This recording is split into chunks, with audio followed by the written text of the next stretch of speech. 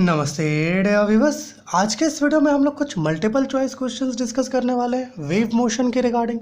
मेरे प्यारे व्यूअर्स, इसके पहले भी हम लोगों ने कुछ मल्टीपल चॉइस क्वेश्चंस डिस्कस किया था वेव मोशन के रिगार्डिंग। वो वीडियो हमारा पार्ट 1 था और आज का जो वीडियो है ये पार्ट 2 है, जैसा कि आप यहाँ देख रहे हैं। ओके, तो चलिए हमारा जो सबसे पहला क्वेश्चन है, जो फर्स्ट क्वेश्चन है, वहाँ से स्टार्ट करते हैं। पहला क्वेश्चन क्या है मेरे प्यारे व्यूअर्स? पहला क्वेश्चन ये है कि the sound waves produced in a gas are always transverse, longitudinal, stationary और इलेक्ट्रोमैग्नेटिक। ओके, देखिए गैसेस में जो साउंड वेव्स प्रोड्यूस होती हैं, क्या वो ट्रांसवर्स होती हैं? जी बिल्कुल नहीं, क्योंकि वहाँ तो गैसेस जो मतलब साउंड वेव्स जो प्रोपगेट करती हैं प्यारे व्यूअर्स, वो कंप्रेशंस और रिफ्लेक्शंस के फॉर्म में प्रोपगेट करती हैं, है ना। तो ट्रांसवर्स में क्या होता है? क्रिस्ट और ट्रफ। सो लॉन्गिट्यूडनल जो होगा हमारा वो करेक्ट आंसर होगा। ठीक है, जो साउंड वेव्स होती हैं गैसेस में वो लॉन्गिट्यूडनल होती है। अगर आपके मन में डाउट है स्टेशनरी को लेके, तो मेरे प्यारे व्यूअर्स ये स्टेशनरी नहीं होता है। इसमें क्या होता है? एनर्जी एक जगह से दूसरी जगह प्रोपोगेट कर रही होती है। Okay, so longitudinal is the correct answer. Now what is our second question? Second question देखिए, the distance between two consecutive crests in a wave train okay produced in a string is 5 centimetre. Okay, हमें कह रहा है दो consecutive क्रिस्ट्स के बीच का जो distance है ओके वो 5 सेंटीमीटर है। ओके, अब बोल रहा है if two complete waves pass through any point पर सेकेंड। ओके, है ना, किसी भी एक पॉइंट से मान लेते हैं कि चलिए कोई इस प्रकार का वेव है हमारा, ठीक है, इस प्रकार से, मतलब ये स्ट्रिंग है और इस पर जो है हमारा ट्रांसवर्स वेव्स क्रिस्ट्स और ट्रफ्स के फॉर्म में प्रोपोगेट कर रहा है। तो यहाँ क्या कह रहा है कि दो कॉन्सिक्यूटिव क्रिस्ट्स के बीच का, ये मान लेते हैं यहाँ से यहाँ तक का जो डिस्टेंस है, दो कॉन्सिक्यूटिव क्रिस्ट्स के बीच का जो डिस्टेंस है ना, वो 5 सेंटीमीटर हमारे पास गिवन है। Okay, 5 centimetre. और किसी भी एक गिवन पॉइंट पर से जो नंबर ऑफ वेव्स पास कर रही हैं पर सेकेंड, वो कितना गिवन है? 2 कंप्लीट वेव्स, है ना। मतलब है प्यारे व्यूअर्स कि हमारे पास लैम्डा, है ना, वेवलेंथ 5 सेंटीमीटर गिवन है और फ्रीक्वेंसी, है ना, वो 2 गिवन है। तो हमें क्या कह रहा है? Then the velocity of wave is, हमें वेव का वेलोसिटी पता करना है। तो आपको पता है मेरे प्यारे व्यूअर्स कि जो वेलोसिटी है वेव का वो फ्रीक्वेंसी इंटू वेवलेंथ के प्रोडक्ट से इक्वल होता है। जब हम लोगों ने concept of wave velocity discuss किया था तो वहाँ पर ये फॉर्मूला हम लोगों ने देखा था। अब आपके पास फ्रीक्वेंसी 2 गिवन है, वेवलेंथ 5 गिवन है, तो कितना हो गया? 10 सेंटीमीटर पर सेकेंड। देखिए ऑप्शंस में क्या क्या गिवन है? 2.5, 5 centimetre, 15 centimetre and 10 centimetre. Okay, so this is the correct answer, option number D. अब आइए देखते हैं क्वेश्चन नंबर 3। क्वेश्चन नंबर 3 क्या है देखिएगा, the speed of sound wave, okay यहाँ साउंड है केवल, okay, in a gas at normal temperature and pressure is 300 metre per second. If the pressure is increased 4 times without change in temperature then velocity of sound will be. मेरे प्यारे viewers देखिए क्या कह रहा है, normal temperature और pressure पर जो स्पीड है साउंड का गैस में वो कितना गिवन है? 300 मीटर पर सेकेंड। अब कह रहा है कि जो प्रेशर है हमारा प्यारे व्यूअर्स, वो इनिशियली मान लेते हैं P था, लेकिन वो अब बढ़ करके 4P हो गया, मतलब 4 टाइम्स प्रेशर बढ़ गया बिना किसी चेंज इन टेम्परेचर के, है ना। मतलब है कि टेम्परेचर में बिना किसी बदलाव के हमारा जो प्रेशर है वो 4 टाइम्स इंक्रीज कर गया। तो मेरे प्यारे व्यूअर्स कह रहा ये रहा है कि जो वेलोसिटी होगा साउंड का वो क्या होगा? वो वेलोसिटी 300 मीटर पर सेकेंड ही होगा, क्योंकि चेंज इन प्रेशर का कोई अफेक्ट नहीं होता है वेलोसिटी ऑफ साउंड पर। क्योंकि हम लोगों ने ये चीज़ कहाँ देखा था? Factors affecting velocity of sound में इस चीज़ को हम लोगों ने ऑब्जर्व किया था कि अगर प्रेशर में बदलाव होता है, अगर प्रेशर बढ़ता है या घटता है, उसका वेलोसिटी ऑफ साउंड पर कोई अफेक्ट नहीं होता। सो मेरे प्यारे व्यूअर्स जो वेलोसिटी होगा साउंड का वो 300 मीटर पर सेकेंड ही होगा। तो यहाँ पर देखिए हमारे पास ऑप्शंस क्या क्या है, 150 metre per second, option B देखिए 300 मीटर पर सेकेंड है। सो this is the correct answer. Okay, अब चलिए चलते हैं हमारा क्वेश्चन नंबर 4 जो है वहाँ पर चलते हैं, देखते हैं वो क्या कह रहा है। देखिए क्वेश्चन नंबर 4 ये है प्यारे viewers, when an aeroplane attains a speed higher than the velocity of sound in air, okay, a loud bang is heard. This is because of it explodes, okay, it produces shock waves, the normal engine noises undergo a Doppler shift, and last option क्या है? Its wings vibrate so violently that the bang is heard.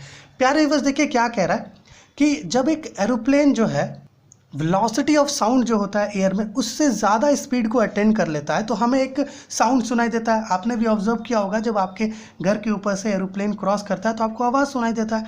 तो ये पूछ रहा है कि आखिर ऐसा होता क्यों है।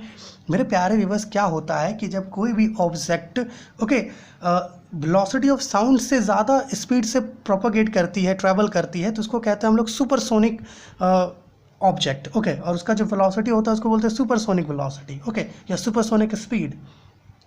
तो इस तरह का जो ऑब्जेक्ट्स होता है वो क्या करता है कि अपने पीछे, है ना, अपने बैकवर्ड डायरेक्शन में एक कोनिकल शेप का डिस्टर्बेंस छोड़ते जाता है जिसके पास एक इनॉर्मस एनर्जी होता है। और ये जो डिस्टर्बेंस है इसी के कारण हमें एक लाउड बैंग सुनाई देता है ना। और इस डिस्टर्बेंस को हम लोग शॉक वेव कहते हैं, है ना, शॉक वेव्स। ये चीज़ हम लोगों ने डिस्कस किया जब हम लोग शॉक वेव्स के बारे में पढ़ रहे थे। तो ये हमारा ऑप्शन नंबर बी जो है, इट प्रोड्यूसेस शॉक वेव्स, ये करेक्ट होगा। आइए बढ़ते हैं हमारा फिफ्थ क्वेश्चन की तरफ। फिफ्थ क्वेश्चन क्या है प्यारे व्यूअर्स का, the distance between any two successive compression zones is in a medium in which a sound wave of 50 centimetre wavelength is travelling is. देखिए क्या रहा है, ये रहा है कि दो सक्सेसिव कंप्रेशन जोन्स के बीच का जो डिस्टेंस होगा वो क्या होगा, हमें ये बताना है। अगर साउंड वेव्स जो मीडियम में प्रोपोगेट कर रही है उसका वेवलेंथ 50 सेंटीमीटर है, वेवलेंथ 50 सेंटीमीटर है, तो ऑब्वियस सी बात है कंप्रेशंस के बीच का डिस्टेंस भी 50 सेंटीमीटर ही होगा। दो सक्सेसिव कंप्रेशंस के बीच का डिस्टेंस जो है 50 सेंटीमीटर ही होगा। ऑप्शंस में देखिए 12.5 सेंटीमीटर, 25 सेंटीमीटर, 37.5 सेंटीमीटर, है ना, 50 centimetre. So this is the correct answer. आइए आगे आइए, देखिए सिक्स्थ क्वेश्चन क्या है, which sound waves one can not observe the phenomenon of, है ना, reflection, refraction, diffraction and polarisation.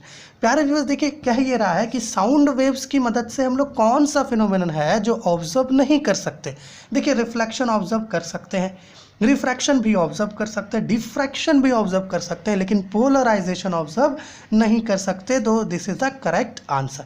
Reflection of waves हम लोग देखे हैं, है ना, इन सब पर भी और चर्चा करेंगे अभी आगे। ओके, आइए सेवंथ क्वेश्चन देखिए। सेवंथ क्वेश्चन क्या है, the excess pressure in A longitudinal wave is. देखिए लॉन्गिट्यूडनल वेव में जो एक्सेस प्रेशर होता है वो क्या होता है। देखिए ये चीज़ हम लोग कहाँ देखे थे, जब हम लोग ये एक डेरिवेशन देख रहे थे, longitudinal waves in gases in a tube, है ना, वहाँ पर हमें एक्सेस प्रेशर का एक फॉर्मूला मिला था। कुछ इस प्रकार का वो फॉर्मूला था, P small P, okay, is equal to E U by V, जहाँ पर आपका ई जो है एक इलास्टिक कांस्टेंट होता है, यू जो है आपका पार्टिकल वेलोसिटी होता है, और वी जो है आपका वेव वेलोसिटी होता है। ओके, सो यहाँ देखिए ऑप्शन नंबर बी जो है आपका ये करेक्ट है। ये सेवन्थ क्वेश्चन। आइए एट्थ क्वेश्चन की तरफ चलते हैं। यहाँ पे हम लोगों ने एट्थ क्वेश्चन लिया है। ओके, एट्थ क्वेश्चन क्या है मेरे प्यारे व्यूअर्स, यहाँ पर देखिएगा, if pressure amplitude of a sound wave is tripled, है ना, कह ये रहा है कि जो प्रेशर एम्पलीट्यूड होता है जिसको हम लोग पी नॉट से पी नॉट से डिनोट करते हैं, इसको हम लोग ट्रिपल कर दिए हैं। मान लेते हैं कि, है ना, इनिशियली वो पी नॉट था लेकिन अब वो थ्री पी नॉट से इक्वल हो गया। चलिए मान लेते हैं इसको, ठीक है। If pressure amplitude of A sound wave is tripled, the intensity of sound increases by A factor of 3, 6, 9 और √3। देखिए प्यारे व्यूअर्स, इंटेंसिटी और प्रेशर एम्पलीट्यूड, ओके, इन दोनों के बीच का एक रिलेशन होता है। रिलेशन कुछ इस प्रकार का होता है, I is equal to P not square हो सकता है आपके पास आपके बुक्स में, या फिर आपको ऐसा पढ़ाया गया हो कि पी नॉट यहाँ पर ना हो, इसके जगह मैक्स दिया हो, इस प्रकार का पी मैक्स स्क्वायर, है ना। तो मैक्स और नॉट, है ना, एक ही चीज़ है, ठीक है। मतलब हम लोग नॉट यहाँ पर यूज़ कर रहे हैं, आप चाहें तो मैक्स यूज़ कर सकते हैं, ठीक है।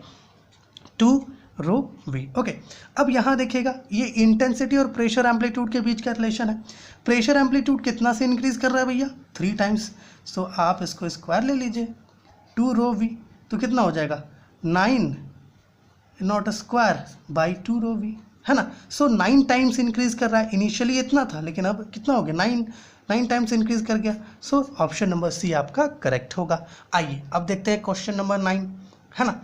In a non-dispersive medium, the ratio of group velocity to phase velocity is, okay, देखिए ग्रुप वेलोसिटी और फेज वेलोसिटी के बीच का एक रिलेशन होता है, ये हम लोगों ने ऑब्टेन भी किया है ना। अगर आपने नहीं देखा तो आप देख सकते हैं, लिंक मिल जाएगा आपको नीचे डिस्क्रिप्शन में। या आप ऐसा करिए, हमारा जो वेव मोशन का प्लेलिस्ट है वहाँ से आपको बहुत सारी वीडियोज़ देखने को मिलेगी, वहाँ से भी आप देख पाएंगे। तो ये चीज़ हमें कहाँ पता चलेगा, जो रेशियो है आपका ग्रुप वेलोसिटी और फेज वेलोसिटी का नॉन डिस्पर्सिव मीडियम में, है ना, वो किससे इक्वल होता है, 1 से, या 1 से ग्रेटर होता है, या 1 से कम होता है, या इन्फिनिटी से। तो ये चीज़ पता चलेगा रिलेशन से जो ग्रुप वेलोसिटी और फेज वेलोसिटी के बीच है नॉन डिस्पर्सिव मीडियम में। देखिए पहले तो देखिए रिलेशन कुछ इस प्रकार का होता है, V G is equal to V minus, यहाँ पर लैम्डा होगा, माफ़ कीजिएगा, lambda D V by D lambda, ये होगा आपका रिलेशन। ठीक है, यहाँ पर ये जो v आप देख रहे हो ये क्या है, ये आपका वेव वेलोसिटी, और vg क्या है, आपका ग्रुप वेलोसिटी है। ठीक है प्यारे व्यूअर्स, नॉन डिस्पर्सिव मीडियम एक ऐसा मीडियम होता है जहाँ पर जो वेलोसिटी होता है ना आपका वेव वेलोसिटी, ये कांस्टेंट होता है ना, ये कांस्टेंट होता है। अर्थात जब आप इसको लैम्डा के रिस्पेक्ट पर डिफरेंशिएट करोगे तो इसका वैल्यू 0 मिलेगा, है ना। मतलब है कि D V by D lambda का वैल्यू 0 से इक्वल होगा। अब ये पूरा हिस्सा क्या हो गया, 0 से इक्वल हो गया। तो आप यहाँ पर देखिए वी जी जो है v से इक्वल हो गया। अर्थात अगर आप रेशियो लिखो वी जी बाई वी का तो वो 1 से इक्वल हो रहा है ना। सो 1 इज द करेक्ट आंसर। ठीक है, चलिए ये 12th क्वेश्चन हो गया। आइए, और माफ़ कीजिएगा 9th क्वेश्चन हो गया। ठीक है, माफ़ कीजिएगा। आइए 10th क्वेश्चन देखते हैं। The temperature at which the speed of sound in air becomes double of its value at 27 degree Celsius. देखिए जब हम लोग न्यूमेरिकल प्रॉब्लम डिस्कस कर रहे थे तो वहाँ पर इस प्रकार का एक क्वेश्चन हम लोग लिए थे, है ना।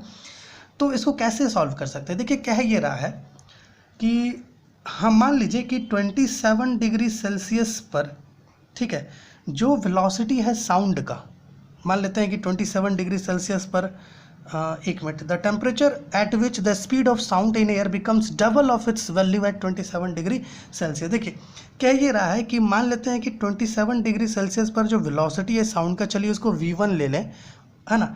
तो कितने टेम्परेचर पर जो हमारा वेलोसिटी है वो दुगना हो जाएगा v1 से, 2v1 हो जाएगा। हमें इस टेम्परेचर के वैल्यू को पता करना है। अब देखिए हम लोग जो है डायरेक्ट एक रेशियो लेते हैं, और ये रेशियो कैसे लेते हैं ये भी आपको बताएंगे, है ना। v1 बाई, माफ़ कीजिएगा 2v1 बाई v1, क्योंकि 2v1 ग्रेटर होगा। ओके, t बाई,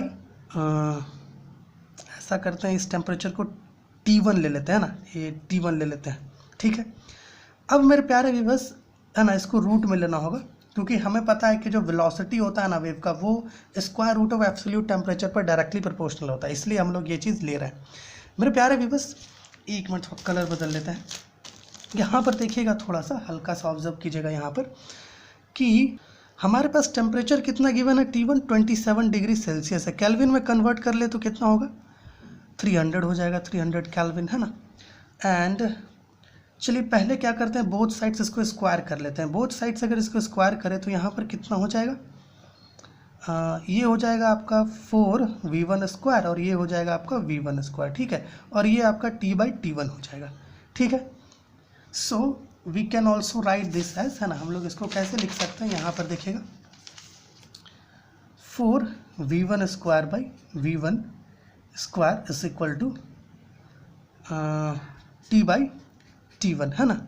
ओके, सो हमारे पास अगर हम लोग चाहें तो v1 और v1 कैंसिल कर सकते हैं, तो 4 इज इक्वल टू t/t1 का वैल्यू कितना है, 300 केल्विन है। ठीक है, इधर लाके मल्टीप्लाई कर दिए तो टेम्परेचर का वैल्यू मिल रहा है 200 केल्विन। अगर आप इसको माइनस कर दें 273 से, है ना, 273, तो हमें डिग्री सेल्सियस में भी वैल्यू मिल जाएगा, जो होगा 297 डिग्री सेल्सियस। ओके, सो ये भी करेक्ट आंसर होगा केल्विन में, और ये भी करेक्ट आंसर होगा डिग्री सेल्सियस में। तो इसका आंसर कितना होगा, 927 डिग्री सेल्सियस। देखिए है ऑप्शंस में, ऑप्शन ए क्या है, 54 degree Celsius, 327 degree Celsius, 927 degree Celsius. तो this is the correct answer. Okay, क्योंकि न्यूमेरिकल प्रॉब्लम्स आना आवश्यक है ना। ओके, न्यूमेरिकल प्रॉब्लम ज़रूर से ज़रूर आप चेक करेंगे। ठीक है, चलिए अगला क्वेश्चन है 11th क्वेश्चन हमारा। इफ साउंड, माफ कीजिएगा, if speed of a wave in a medium is 960 metre per second and 3600 waves are passing through a point in the medium in 1 minute, then calculate the wavelength. Okay, यहाँ पर n लगा लीजिए। देखिए हमारे पास क्या given है, मान लेते हैं कि स्पीड गिवन है आपका 960 मीटर पर सेकेंड, है ना, और यहाँ पर हमारे पास फ्रीक्वेंसी गिवन है 3600 वेव जो है पास कर रहा है पर मिनट में, है ना, डिवाइडेड बाय 60 हो जाएगा। सो फ्रीक्वेंसी का वैल्यू आपके पास क्या हो जाएगा, 60 हो जाएगा। ठीक है, मतलब पर सेकंड में 60 वेव जो है एक पॉइंट से क्रॉस करेगी। तो हमें वेलोसिटी पता करना है, v क्या होता है आपका, माफ़ कीजिएगा वेवलेंथ पता करना है, तो वेलोसिटी आपका क्या होता है, फ्रीक्वेंसी इनटू वेवलेंथ का प्रोडक्ट होता है, तो ऑब्वियस सी बात है वेवलेंथ क्या हो जाएगा, velocity by frequency. So lambda 960/60 हो जाएगा, काट के देखिए आप 16 मीटर आ रहा है, देखिए 14 metre, 12.5 metre, 12 metre and 16 metre, this is the correct answer, ये होगा वेवलेंथ का वैल्यू। आइए आगे चलते हैं। आगे क्या है हमारा, एक नेक्स्ट क्वेश्चन जो है हमारा, next and last question, the classical wave equation is, चलिए ये चीज़ आप खुद से, है ना, जो ऑप्शन है ABCD इसको देख करके आप खुद से बताइए करेक्ट आंसर क्या होगा। ओके, सो मेरे प्यारे व्यूअर्स, आशा है कि ये जो मल्टीपल चॉइस क्वेश्चन है वो आपको हेल्पफुल होगा, ऑब्वियसली हेल्पफुल होगा, है ना, सेंट्रल यूनिवर्सिटी का एग्जाम्स दे या कोई भी एंट्रेंस दे, है ना, उसके लिए ज़रूर से ज़रूर हेल्पफुल होगा। तो इसका जो पार्ट 1 है वो आप ज़रूर से ज़रूर, है ना, चेक कीजिए, वो भी आपके लिए हेल्पफुल होगा। और जो हमारा मल्टीपल चॉइस क्वेश्चंस का जो प्लेलिस्ट है ना, जो प्लेलिस्ट है आपका मल्टीपल चॉइस क्वेश्चंस का, वो ज़रूर से ज़रूर चेक कीजिए, वो भी आपके लिए हेल्पफुल होगा। तो चलिए अगले वीडियो में आपसे मिलते हैं।